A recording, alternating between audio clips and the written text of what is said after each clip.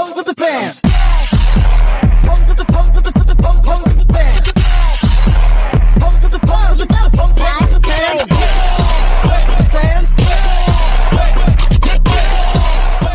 Halo semuanya, pada video kali ini kami akan membahas salah satu fenomena ekonomi yang sedang ramai dibicarakan oleh dunia, yaitu inflasi. Beberapa tahun terakhir kita sering mendengar berita tentang kenaikan harga barang, kenaikan bahan bakar, hingga meningkatnya biaya hidup. Hal ini tidak hanya terjadi di Indonesia saja, tetapi juga di berbagai negara di dunia. Karena itu, pada video ini kami akan membahas, yaitu yang pertama, apa sih itu inflasi? Yang kedua, mengapa inflasi itu bisa terjadi? Yang ketiga, bagaimana cara kita menghadapinya? Dan yang keempat, apa aja dampaknya bagi masyarakat? Yuk, saksikan terus pembahasan kita kali ini. Selanjutnya ada penjelasan tentang konsep inflasi.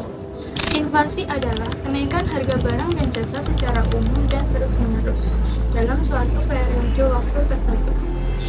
Inflasi tidak hanya terjadi pada suatu barang saja.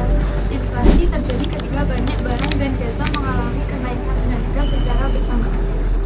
Contohnya seperti harga beras meningkat, harga bensin meningkat, biaya transportasi meningkat, dan biaya kebutuhan sehari-hari menjadi lebih mahal. Ketika inflasi terjadi, nilai uang kita akan menurun. Artinya, uang yang sama hanya bisa membeli lebih sedikit barang dibandingkan sebelumnya. Sebagai contoh, jika sebelumnya uang Rp100.000 bisa membeli banyak kebutuhan, saat inflasi terjadi, mungkin uang yang sama hanya bisa membeli sebagian dari kebutuhan sehari-hari. Data dan penyebab inflasi. Inflasi global sempat meninggi cukup tinggi dalam beberapa tahun terakhir. Menurut data ekonomi global, pada tahun 2025, inflasi dunia menyentuh sekitar 8,7%, salah satu yang tertinggi dalam beberapa dekade. Pada tahun 2024, inflasi berada di sekitar 5 hingga 6%, dan diperkirakan akan menurun menjadi sekitar 4% pada tahun 2025. Namun, walaupun inflasi menurun, harga barang biasanya tidak kembali ke harga yang normal sebelumnya. Ada beberapa penyebab utama inflasi mengapa bisa terjadi. Pertama, konflik dan perang. Contohnya saat ini maraknya yaitu adalah konflik antara Rusia dan Ukraina. 2.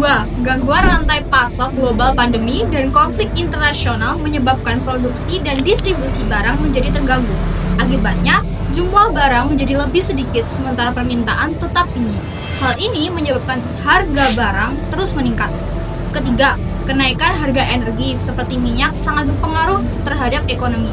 Jika harga minyak meningkat, maka biaya transportasi dan produksi juga meningkat, sehingga harga barang ikut naik seiringnya bertambahnya tahun.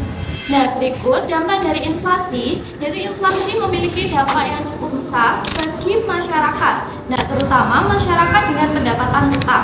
Di sini ada beberapa dampak inflasi antara lain. Pertama, menurunnya daya beli masyarakat. Ketika harga barang naik, masyarakat harus mengeluarkan lebih banyak uang untuk membeli kebutuhan yang sama. Lalu yang kedua, meningkatnya biaya hidup, harga makanan, transportasi, dan kebutuhan sehari-hari menjadi lebih mahal. Hal ini membuat banyak orang merasa pengeluaran mereka semakin besar. Nah, yang ketiga, nilai tabungan menurun jika inflasi lebih tinggi dibandingkan bunga tabungan. Maka nilai uang yang disimpan sebenarnya akan berkurang. Lalu di sini ada beberapa langkah yang dapat dilakukan untuk menghadapi inflasi tersebut. Antara lain, yang pertama, mengelola keuangan dengan baik. Nah, yang kedua, membuat dana darurat. Nah, yang ketiga, mulai melakukan investasi. Yang terakhir, meningkatkan keterampilan dan juga penghasilan. Nah, dengan langkah-langkah ini, masyarakat dapat lebih siap menghadapi perubahan kondisi ekonomi. Nah, jadi kesimpulannya, inflasi adalah fenomena ekonomi yang menyebabkan harga barang dan jasa meningkat secara umum. Inflasi dapat disebabkan oleh beberapa faktor seperti konflik global, gangguan rantai pasok, dan kenaikan harga energi.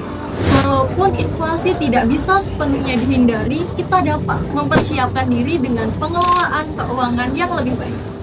Terima kasih telah menonton video kami. Sampai jumpa.